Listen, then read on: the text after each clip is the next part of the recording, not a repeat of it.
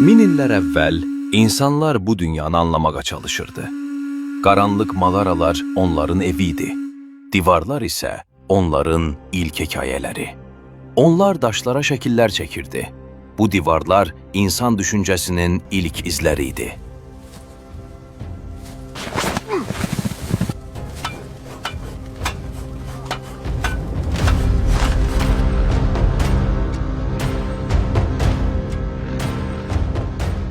Bir gün isə fərqli bir fikir yarandı. Bir işarə, bir simvol.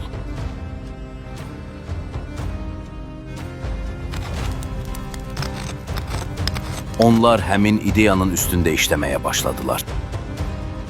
Daşdan hazırlanmış bir nişanə, sadə görünürdü, amma böyük bir düşüncənin başlanğıcı idi. İnsanlar mağaraya axışmağa başladı. Hamı həmin simvola baxırdı.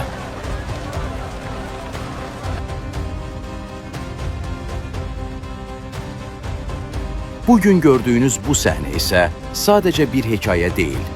Bu konseptin arxasında uzun bir yaradıcılıq prosesi var. Əvvəl ideya yarandı, sonra çəkilişlər başladı, səhnələr quruldu, bir-bir kadrlar hazırlandı, detallar üzərində işlənildi.